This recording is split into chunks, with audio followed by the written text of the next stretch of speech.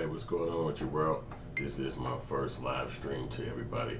I've never done a live stream before, and especially none where I put it out to the world, so I'm trying to see how this works. And you get a chance to look directly in my little office where I work at. You see the green screen stuff on the wall, and in the back there, you see my little library where I have products. I got boxes that I gotta open up and send those out to people and repackage and all this old stuff that's going on in my library up here with books, and I pile a bunch of stuff up here because the table that's in front of me right here, I pile a bunch of stuff up there. And just like anybody with an office, you use every single second of the every single space, every single area that the space that you in. So that being said, like, subscribe, definitely hit the subscribe button and the like button, and let's go on this journey together. You are part of the HoodFilms Army, and we appreciate you. We got product on HoodFilms.com. We got product at Walmart.com. We got product right here on YouTube. You can click on our channel and go up in the corner, and you'll see the place to take you to Walmart.com. You can buy some product from us. We got clothes, we got shirts, we got jerseys, everything. What we're doing right now is just basically getting to know the internet, getting to know you, because these are the first times where I'm doing these things like this. I've never done a live stream. I'm trying to see if I'm sitting right or where's the middle of the thing at and all that stuff. So, you know what I'm saying? I got a bunch of stuff I'm doing. But I appreciate y'all coming to check me out. One thing I could show you right here is one of my cameras that I use to do some of the productions. This is, I think, a T6 or a T5i, a T5i or something like that. This dope little lens is really what I like the camera for, because to take these lenses, this is a Panasonic camera, but the actual lens is a Roki 9. And here's the box. It's a 24. It's a 24 milli. The box is a little old because it got beat up a little bit, but this lens is so official. So when you use this lens, basically just take this off right here, aim, fire. And this is a dope machine because what it'll do is it'll get some really good footage, and it's high end. As far as the lens costs a lot of money. The lens costs almost about as much as the actual camera, so it was expensive just to do this little doohickey. But I use it when I do my professional work, like doing my movies and stuff like that, because then I can color it and I can play with it, because you can pull a lot of dynamic range from the actual picture that you got. So that right there is what I do there. So I'm just building things up right now, trying to learn all the process. I'm drinking a smoothie, I'm smoking a little bit, and El Watico, I'm drinking some water. So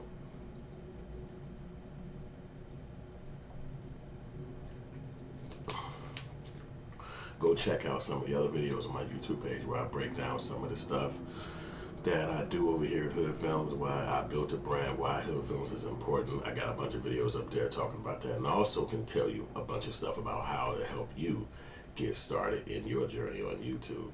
So now that I set this camera up, I'm gonna start doing a lot more videos just like this. I might even have that area back there looking cleaned up. You just pay attention, you never know. But I'm gearing up for this weekend because I'm doing some shooting. You know, with y'all being able to watch me and see my filmmaking, that is a beautiful thing, because I've been doing movies for like 20-some years, so you can imagine. It was no internet, it was other stuff around at that time.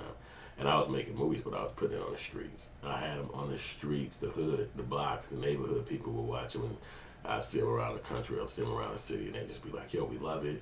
Keep going, keep grinding, you the man, do your thing, hood. And that gave me inspiration to always want to continue to make films, because it wasn't like the internet. It was just like people in the world seeing it. Sometimes it'd be somebody's mother, sometimes it'd be somebody, family member, and they'd just be like, man, we love it, we love it. And I'd be like, thank you, thank you, thank you. Because when you're creating something, you're doing it from your heart most times, and you don't really have a lot of, it might not make sense right away when you create something. It might not come together as fast as you want it to. So when things do come together, and one thing get created, and one thing becomes a finished product, and you put it out there to the world, and then they run around to us and they love it, you did a good job, you like, me? Oh shit, thank you. So I'm grateful. So, you know, it's just thank you for anybody ever watch my stuff. But I did also a music video breakdown of Pooh Shiesty and Lil Durk. They got a new song, And somebody hit me with a comment yesterday. They was like, person named Real Music, Real Official. His comment was, "This fire. I'm tuned in, Brody. Yo, you need to peep my YouTube link. Comment that you know I'm showing love back." So I did that yesterday. I got on there and I hit him up on his page and I showed him love and let him know, continue to do his thing. He played the song. It was fire. I think his song was called Panther, which is like a drink that we grew up drinking in the hood in Chicago. And I'm like, I was a fan of it because I was like, anybody that could know how to use it and make a song off of that brand name called Panther is smart. And that shit was a cold fucking song. So go check Shorty out. His name is Real Music, Real Official. He right here on YouTube. And this person named Cheyenne hit me up too. Cheyenne, she said, "Good channel, hon. I run a my friend. You like my friend's video also. She makes some geeky videos and loves anime. Have a look at her stuff. Animation YT." So I gave her a look-see too. She doing her thing. You know what I'm saying? So everybody keep going. Everybody keep doing your thing. I'm just shouting everybody out who made some messages to me. We also got a message from another one of my videos. It's called 2021 Start Your Own YouTube Channel. So you should go check that out. It's right there on my page. Just went up yesterday. It's called, this guy made a comment named Sardo Num Spy 82. He said, "I started my channel a little while back, but I wish I had a video like this when I first started. This is really good info." And what I did there is, on this video, I just tell you how to start a YouTube page like me. If you know anything about my journey, you know that I started this page 10 years ago. And I came back to it off and on sparingly. And I got up to 92 views, 92 subscribers. But over 10 years, you're supposed to be having millions. But I never really got serious about YouTube because I was working on other platforms. Thought those platforms were more succinct with what I was dealing with.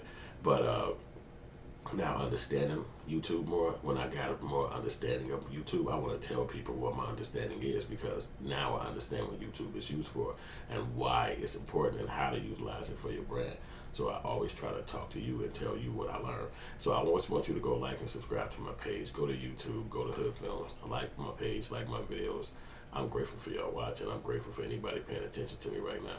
Y'all dope for even paying attention to me, but go there, check out my YouTube videos, go look at it. See what you like. Go ahead. Thank y'all for the subscriptions. Thank y'all for the likes, and thank you for watching and all that stuff. I got more videos that I'm putting up right now. Like I just uploaded one this morning. One is on the way up there. I should have this one up there in a few hours. I'm trying to move to like about 8 videos a day. I think that that's appropriate. I want to do like 1,600 videos in 30 days.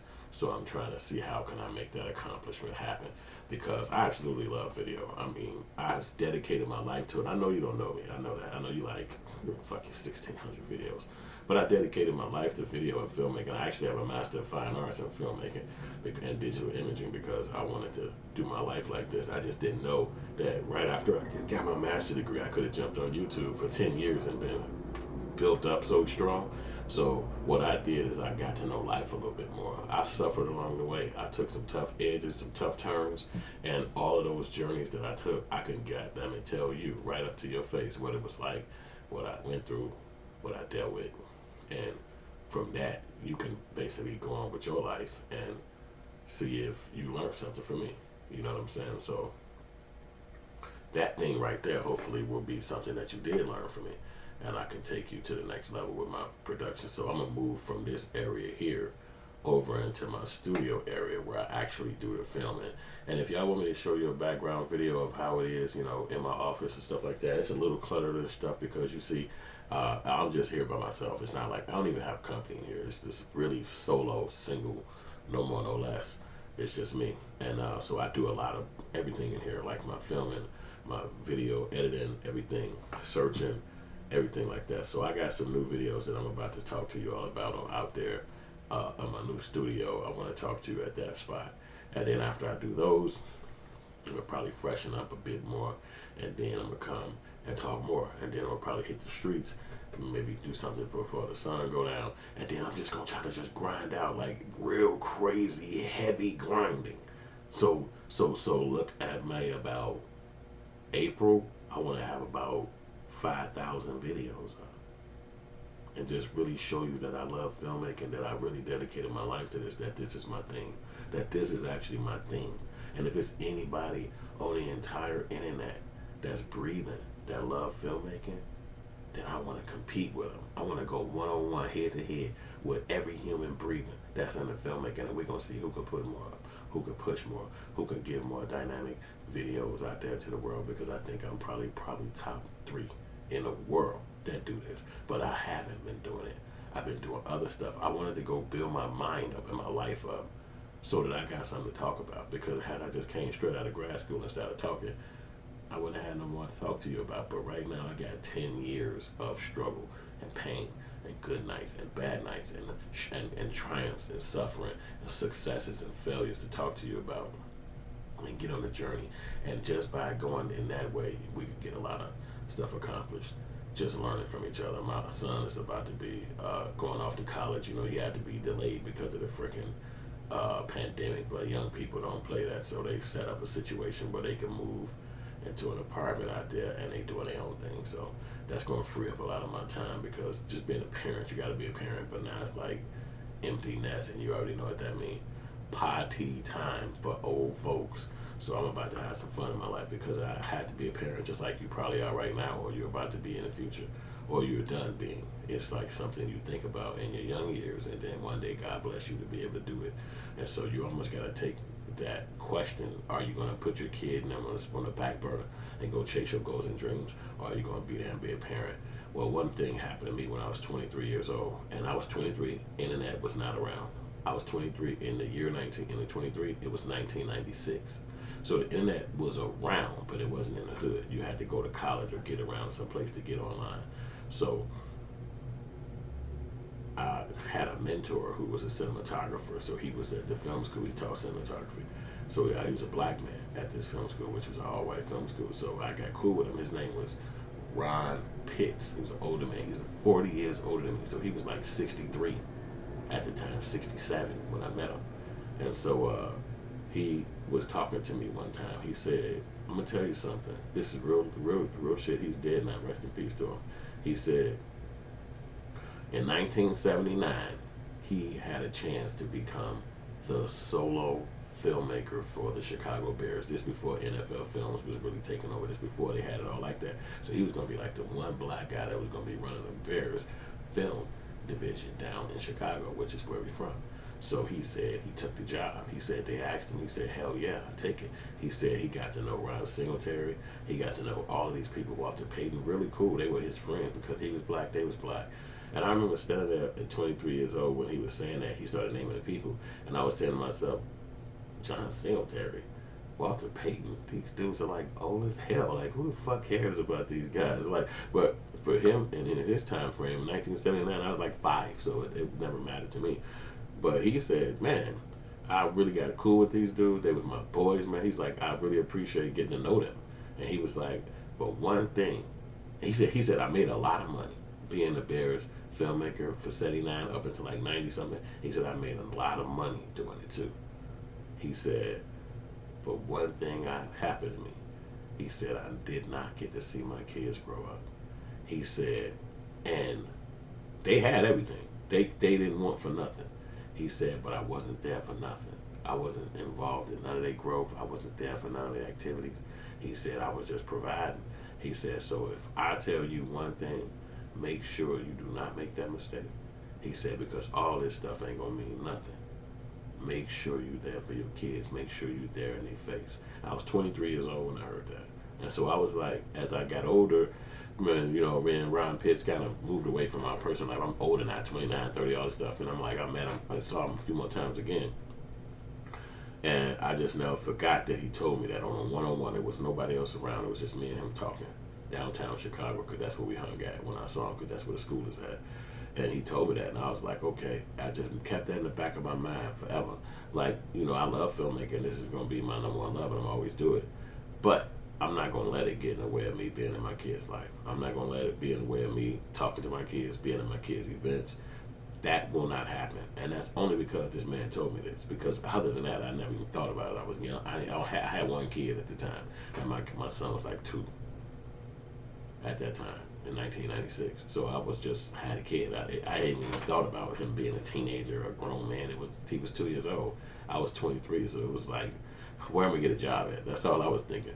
So make a long story short, I never forgot that, and I stuck with that all these years to make sure I was in my kids' life. So now that they off in college and they all grown ups and their nest is empty, I'm about to live a whole different life. I'm gonna live the life that I always wanted to live, but now I can live it a lot more freely because I know I'm not leaving nothing uncovered or leaving somebody out there dangling or leaving somebody who's gonna ultimately say, damn, where was you at?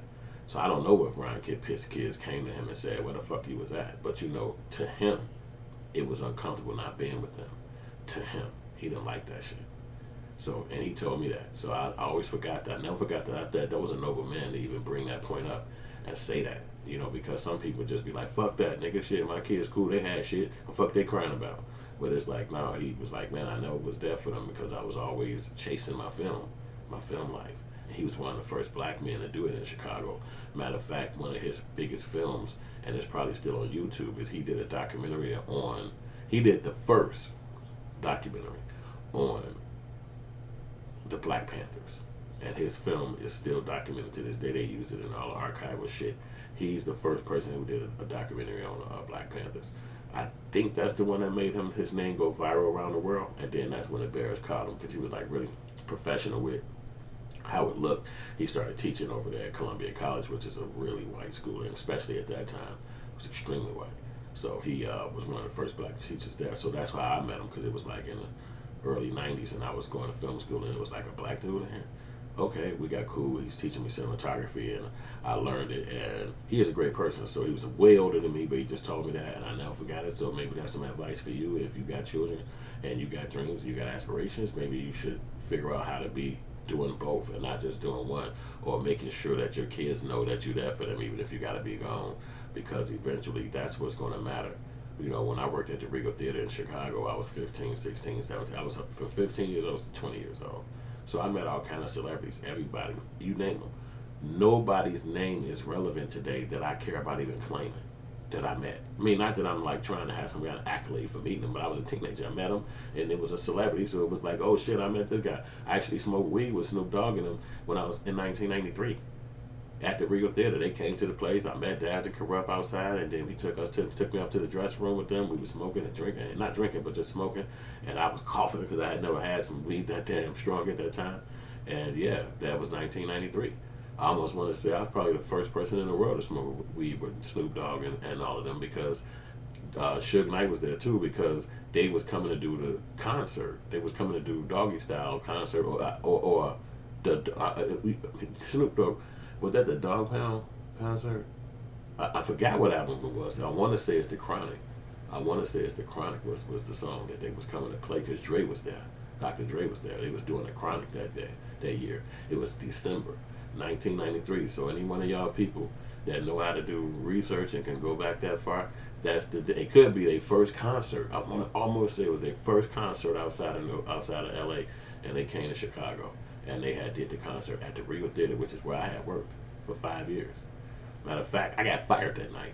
That's just a caveat to that situation, because this guy who hated me the whole time, just like a boss, he ended up thinking that I stole a backstage pass, which I never did, because I always worked there.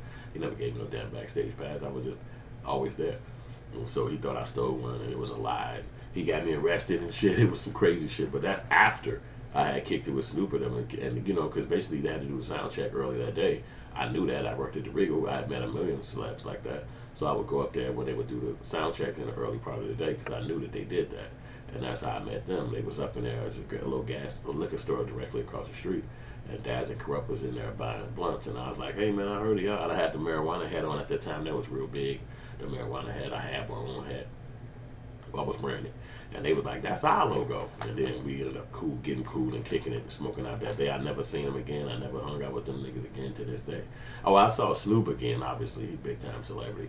I filmed the Players Ball in like 2002 or something like that. So you can almost say it was 10 years later, but it felt like a lifetime by the time I was 23 to, I forgot how old I was at 2002. I mean, it was like 30 something, 31 maybe, I forgot. But we did the Players Ball in Detroit, and I saw Snoop Dogg. But I wasn't running up on him like, you remember me from 10 years ago?